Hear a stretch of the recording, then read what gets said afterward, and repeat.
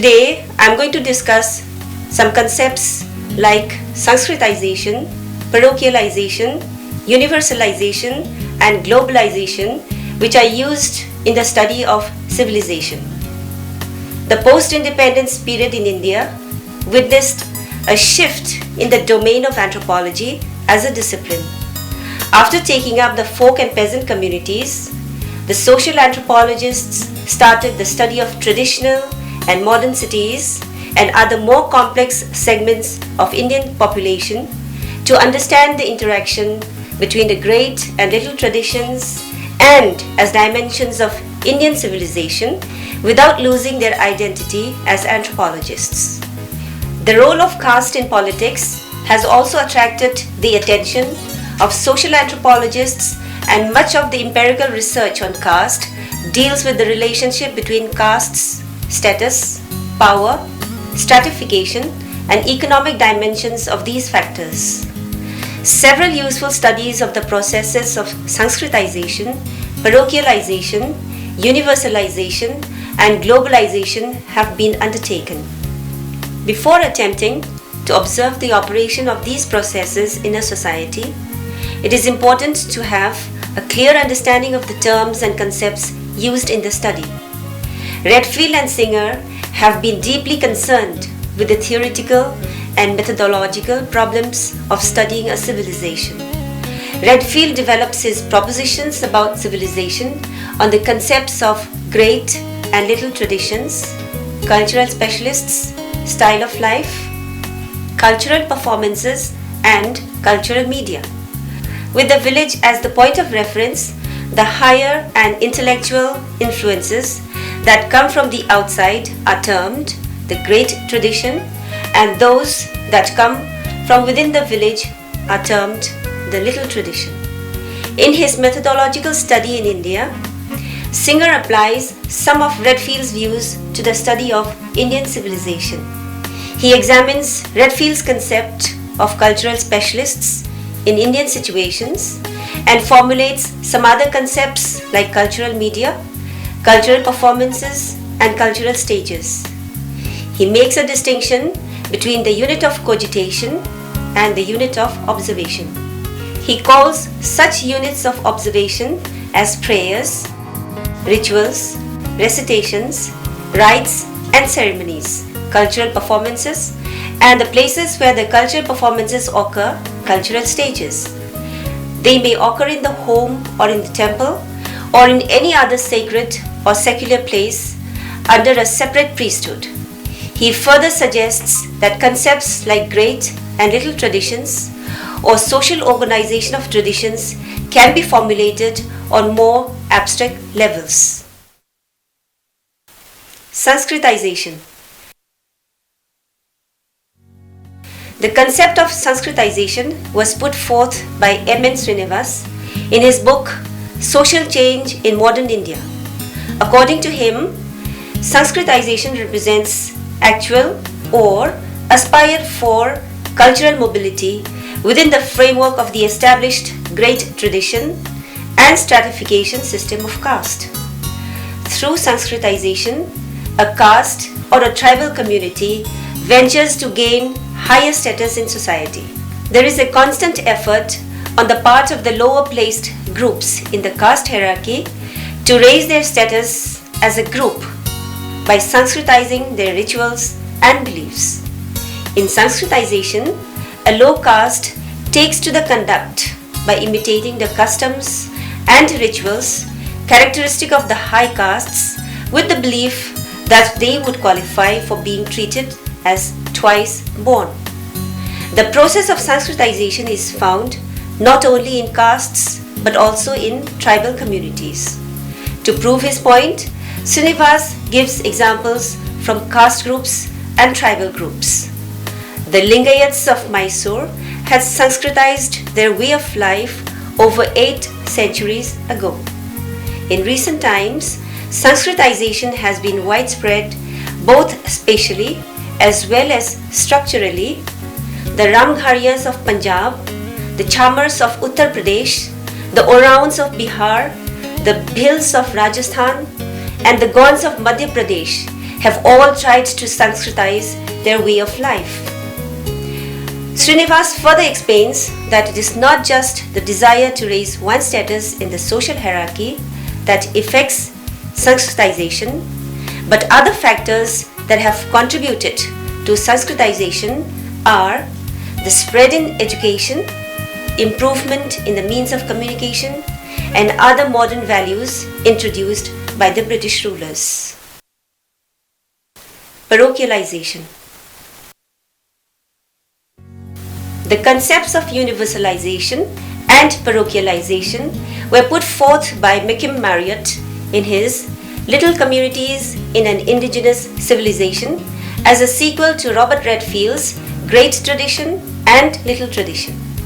Malcolm Marriott defines parochialization as a process of localization, of limitation upon the scope of intelligibility, of deprivation of literary form, of reduction to less systematic and less reflective dimensions. The process of parochialization constitutes the characteristic creative work of little communities within India's indigenous civilization. It is a downward de-evolutionary process. He explains the process of parochialization as the reverse of universalization with examples of festivals from Kishan Garhi village in Uttar Pradesh, where the worship of Lord Krishna, the cow nourisher or Govardhan, has been parochialized into a crude form. What is cow nourisher worship has turned into cow dung wealth worship. That is, Go plus Vardhana has been crudely transmitted to Gobar plus Dhana. The sacred hill at Kishangarhi is nothing but a pile of cow dung decorated for the ritual enactment. Another example of parochialization comes from the festival of Navratri, in which 9 Durgas are worshipped for 9 successive days. In Kishangarhi, a female deity called Northa, made of mud, is worshipped for 9 deities. Marriott points out that the Durga has been parochialized into Northa, the name itself being a parochialized term deriving from Navratra or 9 nights. Thus, Marriott concludes that, seen through its festivals and deities, the religion of the village of Kishangarhi may be conceived as resulting from a continuous process of communication between a little local tradition and great traditions which have their places partly inside and partly outside the village. Since both great and little traditions exist within the religion of little communities and these communities communicate, study of the religion of a little community can contribute to understanding of processes of universalization and parochialization which are generally operative in Indian civilization. Universalization. As stated above, by universalization, Marriott refers to the carrying forward of materials which are already present in the little tradition, which it encompasses. He is of the opinion that an indigenous civilization is one whose great tradition originates by universalization and that this process is not restricted to the Hindu culture, but applicable to all cultures having the dimensions of the great and little traditions. Marriott explains the process of universalization by giving examples from the festivals of the little tradition in Kishangarhi village. He refers to the festival of lights in which the local goddess of prosperity and wealth named Sorti is propitiated. He comments that Sorti of this little tradition could have been universalized into Goddess Lakshmi of the great tradition who stands for prosperity and wealth as well. Similarly, he feels that the festival of charm tying, in which sisters tie a charm around their brothers' wrists and exchange sweets for gifts, could have been universalized into Raksha Bandhan festival. Recent village studies in India reveal that the Indian village is not an isolated, self-sufficient social unit. Rather, it is tied to the wider society and culture by many ties of marriage, caste, trade, religion, and politics. This discovery is producing a kind of research that gives considerable support to the conception of Indian civilization as a coherent structure of rural networks and urban centers, which at the same time acts as a medium for the mutual communication of great and little traditions and of other cultural differences between and among tribes and castes, linguistic regions, regions and center, town and country. On the one hand, kinship networks imparting generation after generation the ingredients of the particular tradition to its constituent family members, being carriers of culture, and, on the other hand, the extending horizons of kinship networks outside the villages to cities serve to propagate the little tradition of the village among the followers of the great tradition in the cities. Thus, there is a constant process of universalization and parochialization in this regard. Globalization. Globalization is not a new phenomenon, as it is all about connectivity, but it certainly has some specific characteristics in the present era. Contemporary globalization is the increasing flow of trade, finance, culture, ideas, and people brought about by the sophisticated technology of communications and travels, and by the worldwide spread of neoliberal capitalism. The current phase of globalization may be conceived as ideology or as theory, and also as empirical fact. Barrett in 1999 stated that human society is in the process of being transformed to a degree possibly not seen since the Industrial Revolution. Significant restructuring in three basic fields due to globalization is taking place in contemporary times. The first concerns change in economic life, the second concerns change in power and polity, and the third concerns change in knowledge and identity. The economic, political, and social complexities of recent times are manifested in various ways. A global crisis has been associated with environmental degradation, breaking up of Eastern Europe, graying of industrial societies, unipolar superpower, AIDS epidemic, worldwide ethnic conflicts, communal violence, terrorism, identity, politics, and so on. To understand and examine the social complexities of recent times, the key word globalization has been used as a dominant political and academic discourse. Of the various dimensions of globalization, cultural globalization has attracted much attention of the anthropologists and sociologists.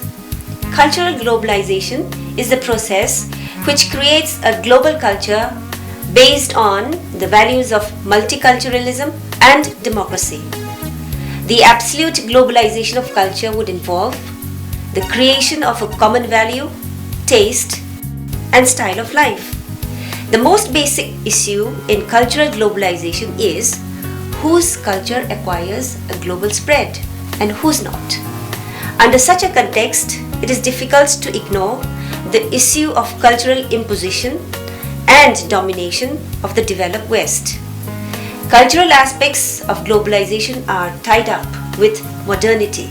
Most commonly, it is assumed that it is spreading from the West and produces uniformity and standardization through technological, commercial, and cultural synchronization. Cultural communication exposes the communicators to foreign influences. The most relevant anthropological concept which helps in understanding cultural globalization is the concept of cultural contact or diffusion.